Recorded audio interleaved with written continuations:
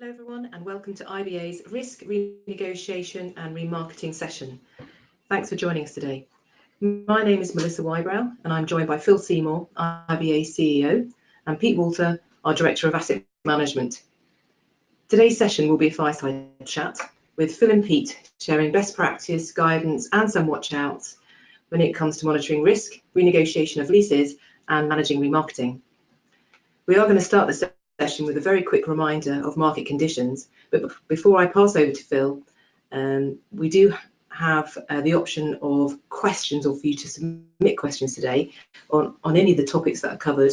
There is a question pane on the control panel. You can input your questions through there. It does make for an interesting discussion at the end, so please feel free to drop us a line. Okay, Phil, I'm going to pass over to you to get started. Thanks, Melissa, and my welcome to the afternoon fireside chat.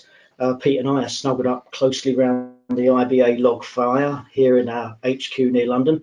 So I think we should move swiftly into the sort of economic landscape, Pete. Is there a fire out there at the moment? Is there problems in the industry? Give us a sort of a feel of how it's going generally. Well, thanks, Phil. It certainly has been quite warm.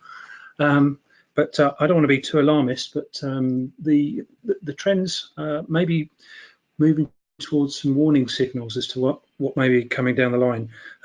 So without being too alarmist, the fundamentals are that GDP growth is slowing. We've seen that across the globe. There is still positive growth out there, but the rate of growth is slowing down somewhat. We're not yet into negative recessionary growth at this stage. We saw some figures released about the US today that their growth is evening off. But I think the concern is there that there is still inflationary pressure underneath, with wage rises and price inflation coming through. So that is a negative trend in terms of economic stimulus. The situation, oil is always something of a barometer when you're looking at economic output, and it had quite a tumultuous 2018, and really quite volatile towards the end, reached a peak price in October 18, and then with some concerns over softening demand, particularly in the Far East, and production levels being too high in relation to the forecast demand, we saw quite a sharp decline in pricing. Now, oil is a double-edged sword. Whilst low pricing does assist consumers, it does adversely impact oil-producing nations, so they have less income. So as a result of this, OPEC has cut production, and we're seeing more stable oil pricing. And whilst the price is well below the October peak of around $83, it's risen recently to $65 a barrel, and that's still a 24% increase since the start of the year. So some slowing growth, and we will see oil featuring more strongly. Foreign exchange is another issue, and this has really seen a lot of problems in a number of areas, and we've seen airline profitability coming down. The FX rates do seem to have stabilised a bit since Q3 2018, although we are still seeing rates considerably lower than they were in January 2018. And the problem of FX for airlines that are non-US denominated is that it's, of course, a double whammy. Not only are their costs more expensive, but the FX rate in respect to that cost also goes alongside it. So it impacts in terms of lease rates, maintenance reserves, the cost of spares, and generally running the airline. So we're seeing airline profits being squeezed. This slide is actually the same slide that we had in our webinar in January, so I won't dwell on it too much, but there hasn't really been a lot of change there. Yields are under pressure, and we are seeing that RPK is still rising. It's December 2018 saw this go rise at 5.3% for the year to December, which is a good result, but that is still the lowest rate of increase for the year. Capacity has been growing, but with a slight softening with regards to RPK, we will see lower load factors because available seat kilometres outstripped revenue passenger kilometres, so the load factors will be coming down. The squeeze on profitability and cash flow and uncertainty and rising oil prices and FX is translating into airline bankruptcies. And this is, we have seen an uptick in the number of bankruptcies coming through. Clearly, most recently in the UK, we had Fly BMI. There was also Germania, Primera towards the end of last year, coupled, of course, with the big three, Alitalia, Monarch, and Air Berlin. Can I just ask you a question there, Pete? Because is this a European issue? Because if we look back over the last couple of years, we've had Air Berlin, we've had Monarch, Primera, you mentioned, the Danish-based low-cost operator, Germania, Fly BMI. You know, I know obviously we're based in Europe, so we see these European-centric issues. And is this a lot to do with the strength of the dollar and the higher cost base for those airlines? Yeah, I think it is. We're seeing the number of bankruptcies. There is a correlation there, and you can see it on the graph. There's a correlation between the number of bankruptcies and the fluctuation in oil price. Whether or not it is a European issue and it's linked to that issue of FX, maybe also some uncertainty around the dreaded word Brexit. Okay, I was wondering when that was going to come up, and it's only 7 minutes in, and we've mentioned Brexit. But I think Fly BMI did actually mention that in terms of some of their regional routes are sort of business oriented, and they felt as if I don't know if it was right or whether it was a sort of a politically motivated matter, but this uncertainty does appear to be causing a few issues. Well, I think Brexit does come into it to a certain extent, but I think Fly BMI had a number of issues they've been trying to address for a number of years, and it was perhaps the straw that broke the camel's back rather than the main reason that Fly BMI ended up filing for administration bankruptcy. It's not on the list, thankfully, but there's obviously, of course, Fly B. They took preventative action and put themselves up for sale in order to avoid bankruptcy. So another European airline, struggling. And also we've seen Ryanair issue sort of a profits warning. So yeah, it does seem to be somewhat of a regional issue right now. Yeah. Okay, thanks for that. So just in summary there then, there are still a few reds that hasn't changed from previously in terms of the bankruptcies, geopolitical risk and economic trends. But whilst most of the arrows are still trending upwards with regards to the rate of growth, this has eased and we are seeing yields under pressure and load factors coming down. So some of the arrows there that are green or amber, yellow or amber, would have previously been green. So possibly indicating that we are past the peak and we now need to be more vigilant in terms of what we're doing in terms of looking out for potential risks. And speaking of risks, yeah, I think well, I think that's useful to recap that. Thanks for that. So I suppose we should move on to the actual risk monitoring element. Yeah. So in terms of looking at risk monitoring, perhaps you can chat us through some of these, Phil. Yeah, thanks for that, Pete. Yeah, some of these items here are sort of down at the actual monitoring and what you can do as a lessor and what you may need to be doing to look after the aircraft whilst with the lessees. And of course, it's important for lessees to understand the issues that the lessor will be looking at, because it's a big difference between operating a wonderful airworthy airline as opposed to managing aircraft in accordance with the lease. I won't go through all of these because I think we have covered over some of these in the past in our asset management presentation. The idea of this was really to make things as simple as possible. When a new aircraft is delivered, it's really covering, which things can change throughout whether it's a 6, 8 or 12-year lease period. Clearly components can change, the maintenance program could change, the utilization will obviously be changing or at least increasing.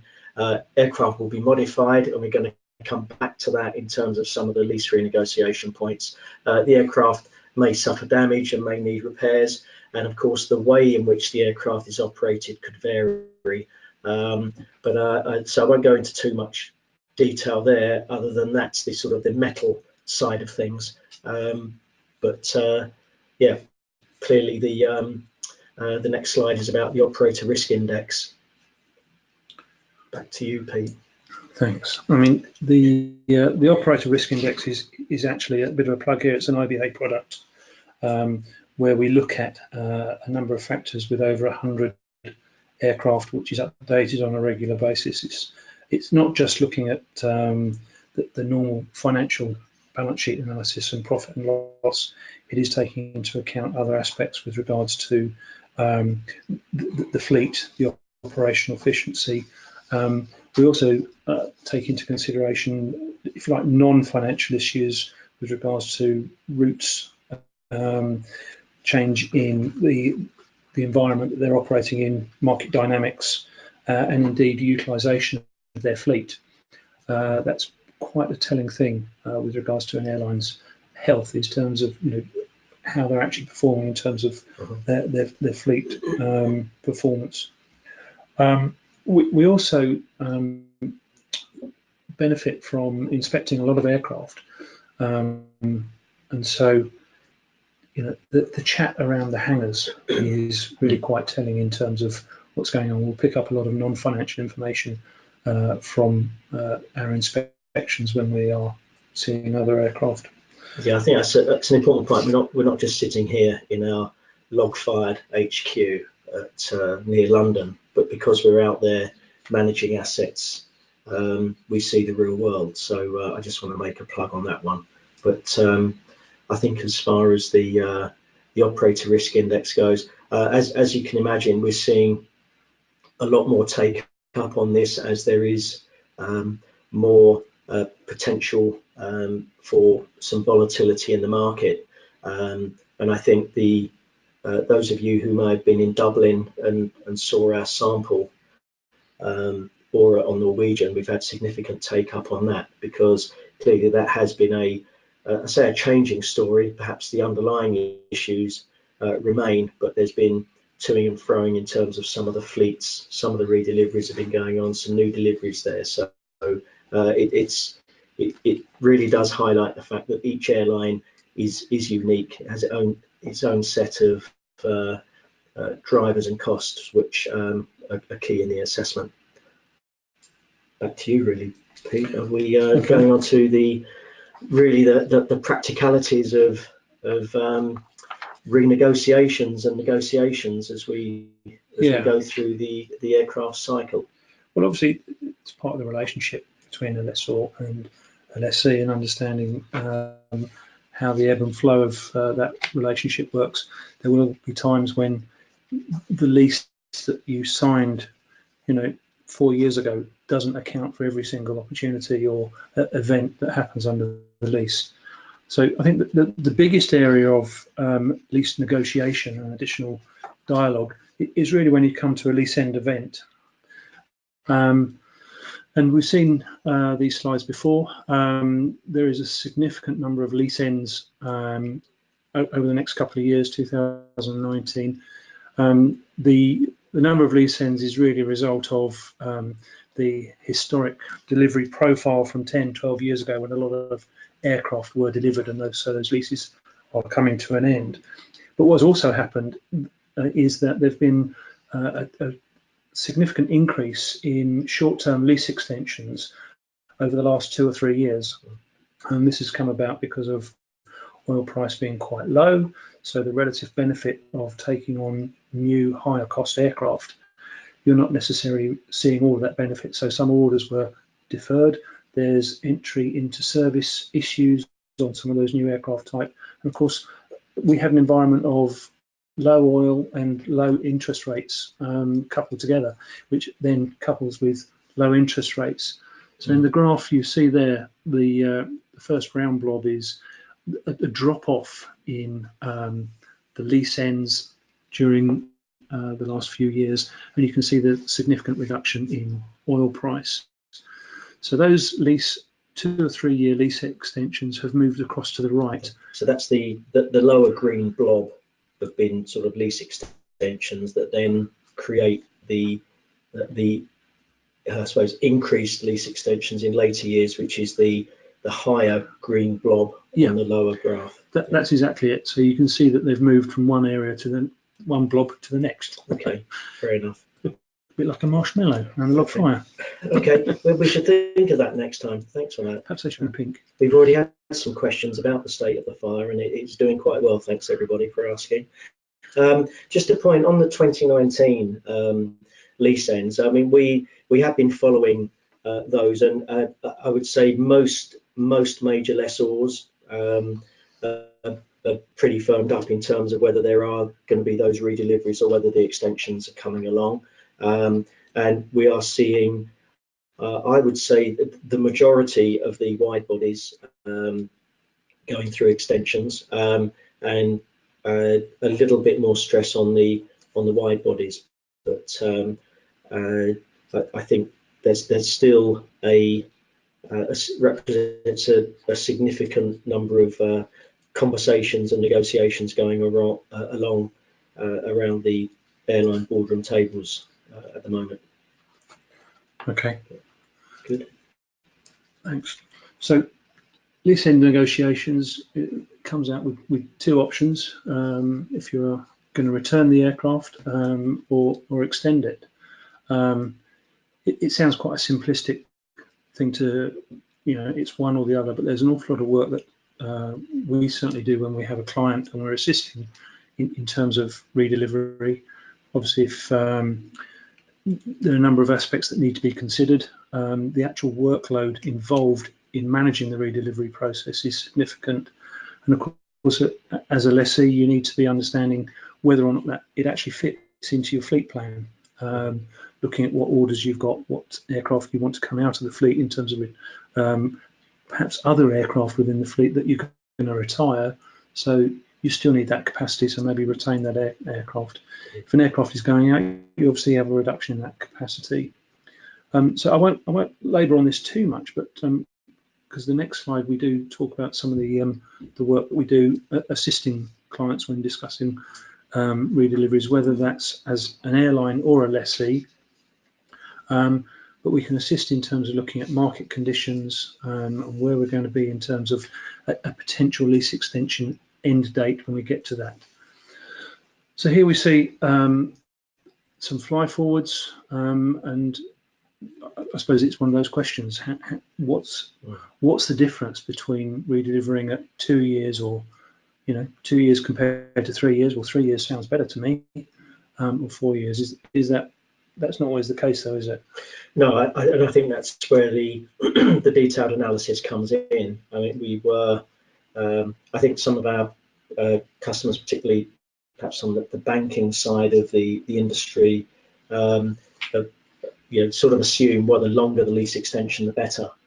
But as we can see, the graph on the lower right-hand side, typical cost and timing of maintenance events. I know it's relatively small, but it's just sort of showing how there can be peaks of maintenance event. And if the original lease was designed around a key maintenance event, perhaps a 6-year check or a 12-year check, and just by extending that by 2, 3, 4, 5 years, there will be big differences in where the actual redelivery condition would be. So So I think that's part of the process that's going on here. do you think it makes a difference then whether a lessor has its own MRO facility or it contracts out for that type of thing? Well, the lessee, the airline itself, and I think those are some of the economic analysis is going to be bespoke. So we've been talking to an airline recently who has in-house capability, and their view is that they could probably perform the work in order to get the aircraft back into a redelivery full life condition, rather than handing cash to compensate, because clearly it has its own economies and contracts that it can leverage, rather than paying what may be seen under the lease as industry rates. Mm-hmm. So I think that's a very key part. I suppose one thing we need to mention here, of course, is most extensions the negotiation should be starting 15 or 12 months before the lease end anyway. And I think part of the reluctance on the airlines part has been, they've been not quite understanding the demand and therefore the capacity that needs to be in the market. So I'll mention Brexit for the second time in this webinar, whereby this summer is proving to be very problematic for many airlines in actually deciding exactly how many aircraft they need during that period. To have made that decision a year ago, I'm not sure we're any clearer now, but there are some big issues for the airlines to consider. So I think they're looking for flexibility as well. Okay. We have also seen experience or seen examples of renegotiations happening mid-term as well, with a number of areas from a technical perspective that can give rise to an opportunity to discuss it again. Now, a perfect lease will accommodate these types of changes, but quite often we're seeing that there aren't adequately documented leases in order to take account of this type of thing. So modifications to the aircraft is a big area, and I think, Phil, you were chatting with someone the other day about some avionics and I think I mean it's not unusual that during the lease period an airline will be performing some form of upgrade and modifications, and in a typical lease there is provision for that, refer to modifications and alterations and how they need to be processed through the lease management. So for example, leases will generally say that if a modification is required to be performed, it must have proper OEM sourced certification and proof that the engineering is of a global industry standard and not just something being produced by the airline to local standards. But very often these clauses end up with at redelivery, the lessor has the option to request the aircraft to be put back into the original delivery condition. And some of these modifications, it's really quite impractical to do that. If an airline is perhaps removing a 3-class interior, putting all economy in, and whilst the seats per se might not be an issue, if there's movements or removals of galleys or wardrobes and other monuments, as we call them, that can become something which is not very practical to deal with by just saying, well, put it back in the original delivery condition, because there needs to be proper modification paperwork raised for that. The time that may take means the lessor waits for another month to get the aircraft back at the end of the lease, and really, without knowing where that aircraft is going to go to the next lessee, it could be that the lessor, by taking a very hard line on that, is actually doing itself a disservice, because if the market for the used aeroplane, let's say, if you've gone from a 3-class interior to an all economy interior and you insist on it going back as 3-class, but the secondary market is for all economy, then you kind of shot yourself in the foot as a lessor. So I think each one of these needs to be looked at. A lot of analysis in terms of the engineering, the costs, etc. Now, on top of that, the routine change, you then get airlines saying, well, actually, will you contribute towards these modifications because it's actually enhancing the value? But if it's not in the lease, why should a lessor do that? Well, commercial pressure. If the airline's leasing from 4 or 5 lessors, and that 1 or 2 are willing to take that line, and it may not all just be, well, they're accepting it and on they go, or paying for it and on they go. There may be adjustments to the lease rental that mean that over time the lessor is actually being compensated for that investment in the product. So I don't see it as being a black and white situation. There's a lot of grey in that decision making. So that tends to tell me that you need to do some analysis of what's involved. Yes, yeah, indeed. Yeah. And wait, are you setting me up to say, yes, at IBA we do the IBA ACR process, the aircraft change request? If you were setting me up for that, Pete, then I've fallen into your trap. Yeah, I do think we're seeing a lot of these. Just to give you some practical examples, I'm not giving any secrets away here. Many airlines are upgrading interiors. We now tend to expect to sit in a seat, even in the economy section, that's got a power supply to charge our device. We may actually want other sort of in-flight entertainment practicalities. We may want in-flight TV. We may want Wi-Fi, and there's a lot of movement and a lot of options. It's not just as if there's one standard option. So some airlines will go down a particular brand of Wi-Fi and TV installation, and we need to take a very close look at the remarketing implication on those changes. Okay.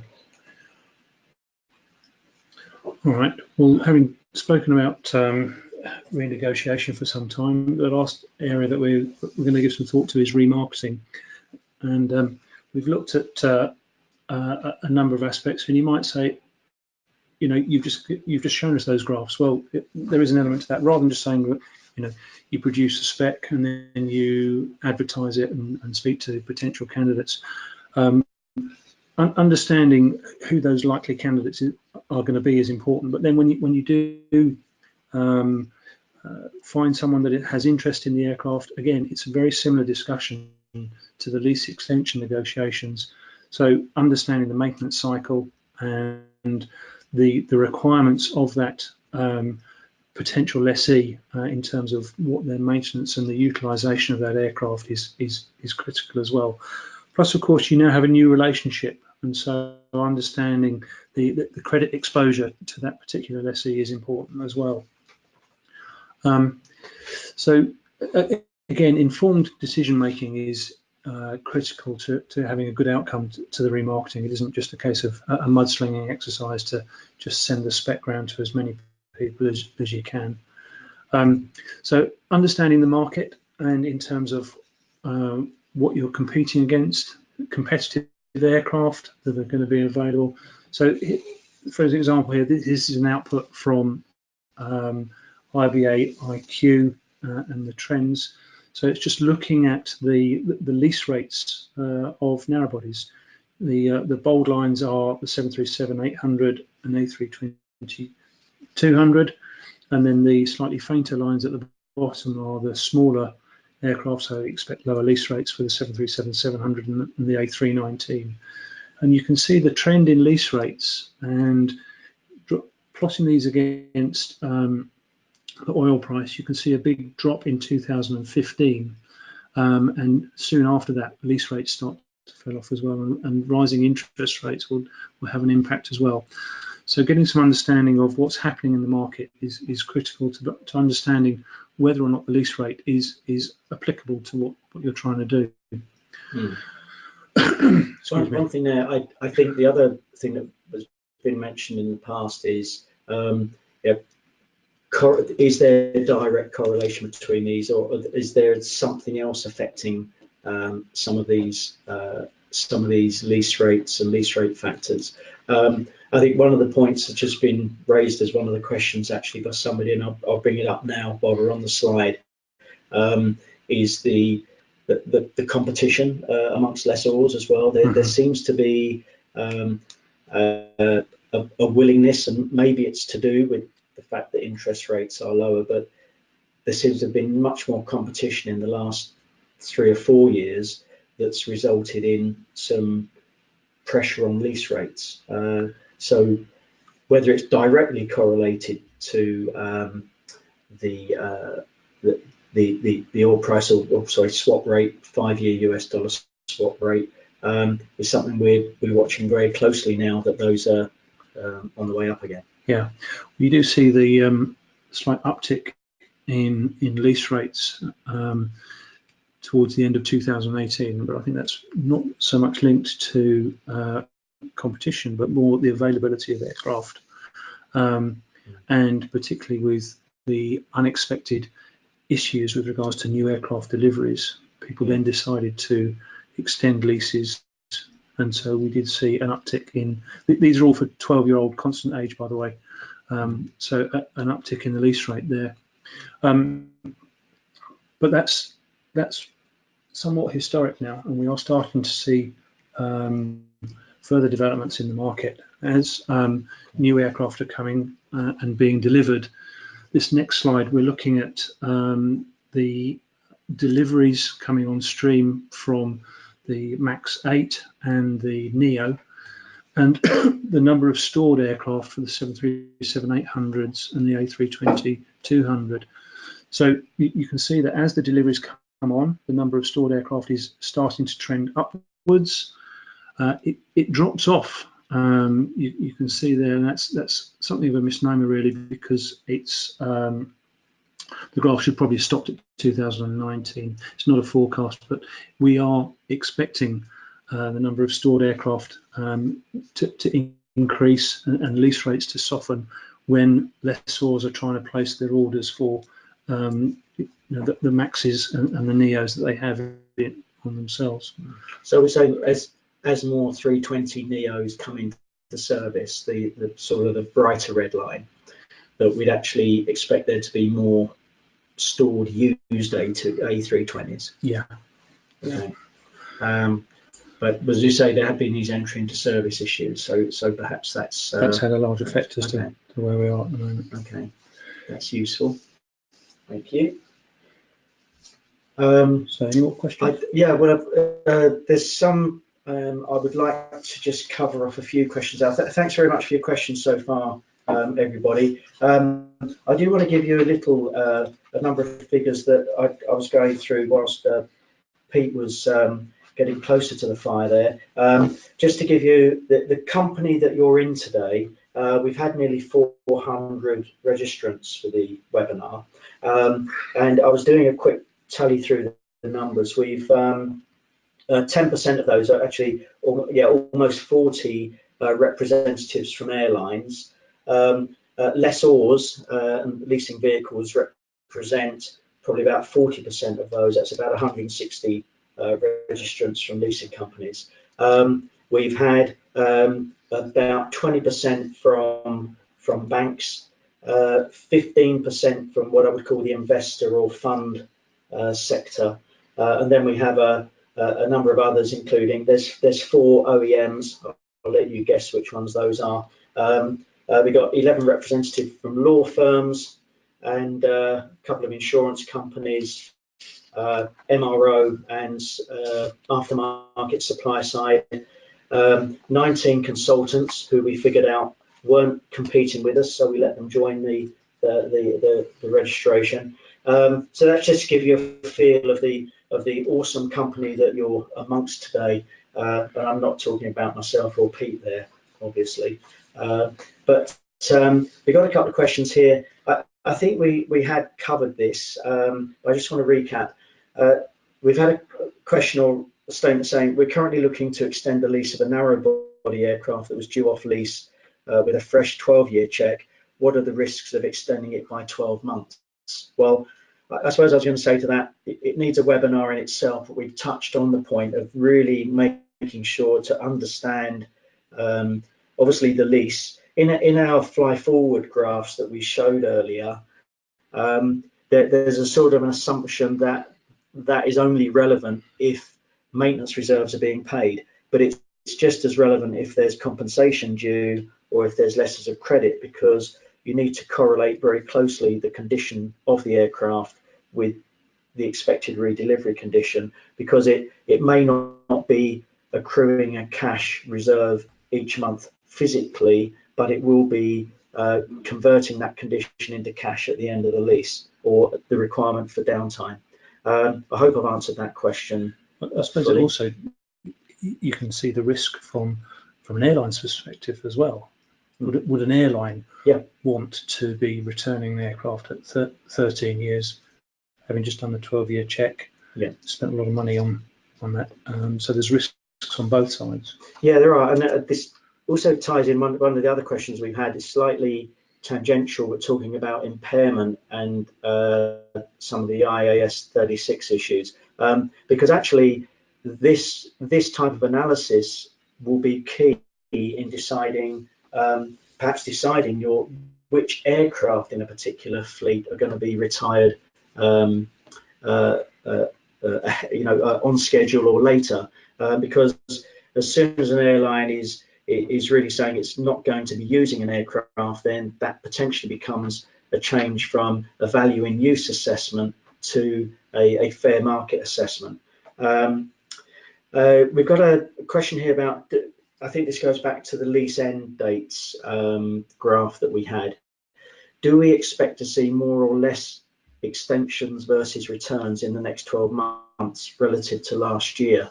I mean, that's a good question. I gave some very rough order of magnitude. I think we were seeing, I gave a general point that I think we were seeing more than 50% of the narrow bodies being extended last year.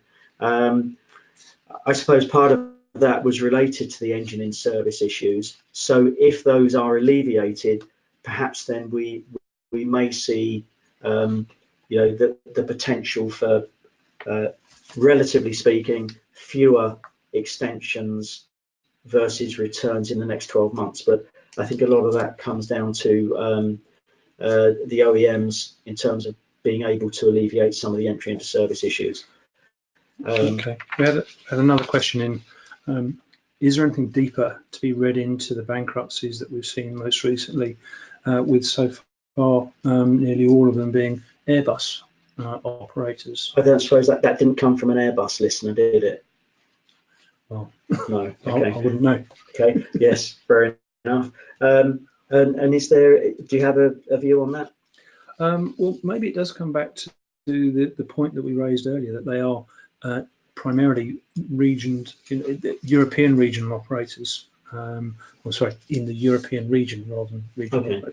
So Airbus does tend to sell more in Europe, but maybe that's the link. I don't think it's necessarily that Airbus operators are more vulnerable. I think it's just coincidence and perhaps linked to the fact that they're all in Europe. Okay, very diplomatic response there, Pete. I think so. And actually, it's kind of related.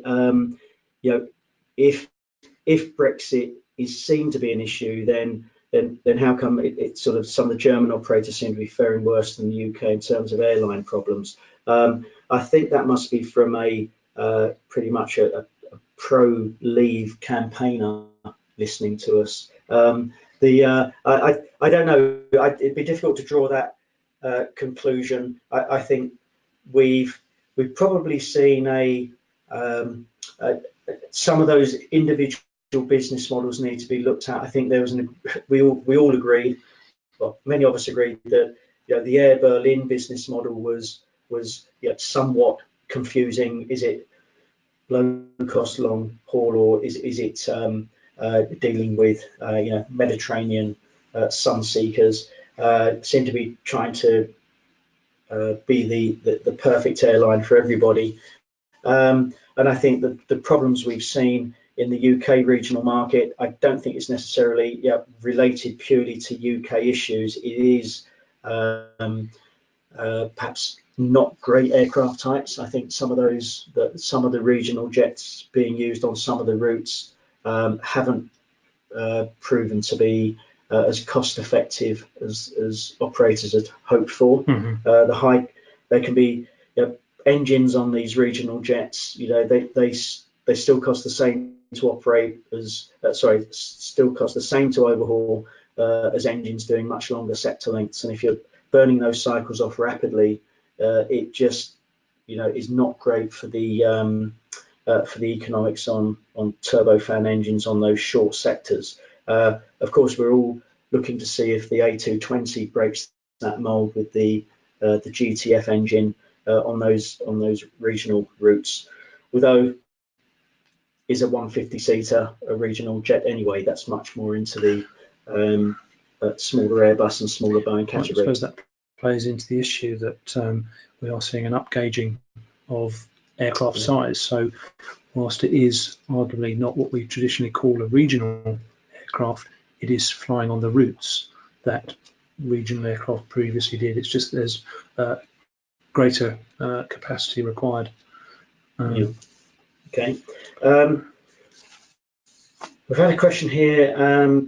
I should have actually said we've got a number. We've got to say this eclectic mix. We do have several students from UCD registered. Not to say this question was from one of them, but it sort of goes along the lines of, can lease terms vary according to how an airline is scored or rated, or do the terms remain throughout the lease? That's a great question and a great idea, but I don't think there is much that changes through the leases there, Pete. Generally, no. I've not seen that. I have seen occasionally where you'll get loan style financial covenants coming in, but it tends not to happen in leases. It hasn't been happening recently because I would say lessors have been quite keen and there has been a lot of competition. So an airline would prefer not to have variation throughout the term of the lease depending on its financial performance. But who knows, if the market is starting to soften, you might see that type of financial covenant coming in. Well, I have seen it as well whereby an airline was saying they don't want to pay maintenance reserves. Of course, the lessor is saying, well, I want you to. I've seen it where they say, okay, pay maintenance reserves, and then if your profits are satisfactory going forwards, then we'll stop you making further maintenance reserves, or you can supplement it with you can take the cash back and have a letter of credit instead. Yeah. And I think I've only seen it once, possibly twice, where where maintenance reserves actually switch on for a declining credit of an airline. I've seen where there is a notional maintenance reserve calculation made, and then if the airline, its financial ratios don't come up to scratch, then they will have to actually pay in that level of maintenance reserves, and maintenance reserves kick in. Yeah.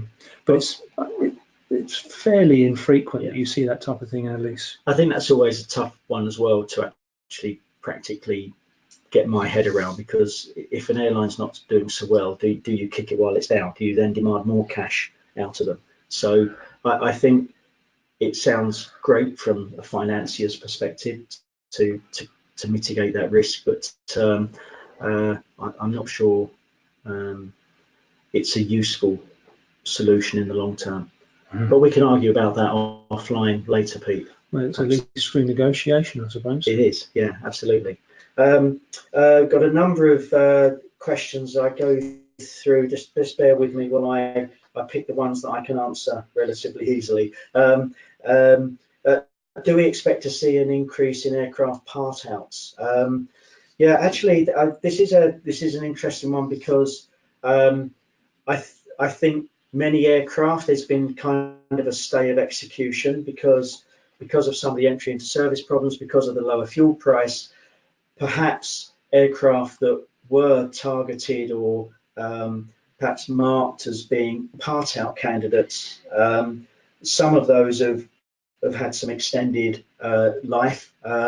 So, there is the potential that I think that the only way is up for that as we see more, as we see the age profile of the 737-800s and A320s move. I think that will increase some of the part outs relative to the last couple of years. But also the 737-800 and A320 market is also, the used market is benefiting from the P to F options that are existing and increasing capacity on those. So I think as an owner of any of those narrow bodies above 15, 16 years old, the options there's a few more options than there were 5 years ago in the decision-making process. And I suppose that's why we're seeing OEMs investment in the use of used serviceable material increasing. I'm going to slightly change this question around just for ease of getting an answer in before we close off. Do we expect to see an increase in parts 73s and A320s over the next year? The question kind of answers itself. It said because of the increased deliveries of new tech. So I suppose we are expecting to see more. I think the graph we had did show that there are sort of an increase in older parked aircraft. And how much of an impact on lease rate factors and values would there be to the current technology over the next 12 months? Well, I think we've seen a bottoming of the lease rate factors per se. I just don't think they can get any lower. Mind you, I may have said that 2 years ago as well. I think a lot of that does depend on the cost of money, the interest rates, and the factors that need to be taken into account. The very low lease rates, is that in respect of new aircraft or mid-life? Well, the question is about current technology. Okay. So I think I would like to say that I think we've seen a bottoming out of that. But I do also see we've practically, we are in the process of negotiating lease extensions and leases of used 737-800s and A320s, and there's quite a big spread amongst what we're seeing. If an aircraft is with a top tier flag carrier versus a poorer credit startup at the other end, then I would say there can be a difference in the lease rate by as much as $60,000 or $70,000 a month.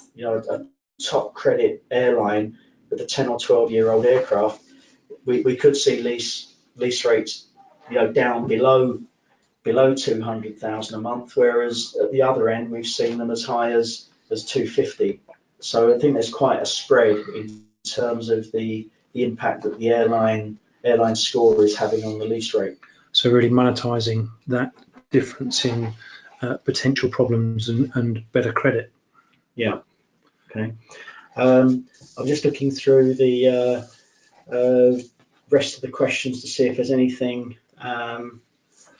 relevant we've got here.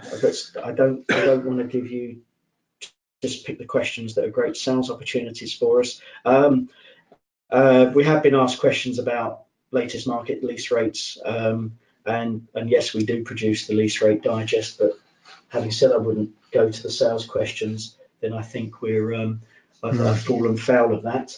Okay, well I think we'll leave it there. Okay. Thank you, Pete, and thank you, Phil, and thank you everyone. I hope you found that session really useful. We will be sending out a copy of the slide deck in the next 24 hours. Just on a side note, some of you have made us aware that Google Ads have been popping up on the screen. We do seem to have a bit of a technical issue, but we took the decision to continue rather than to restart, so my apologies for that. Please be aware that none of those products are endorsed at all by IBA. Moving on, our next webinar is on the 19th of March. It's an engine market update. A link to register will be sent out with the slide decks tomorrow. And for those of you going to ISTAT America, we will be there. Do find us and do say hello or drop us a line if you'd like a chat or a meet. So on behalf of IBA, Phil, Pete and myself, thanks for joining us today and goodbye. Thanks, everyone. Thank you.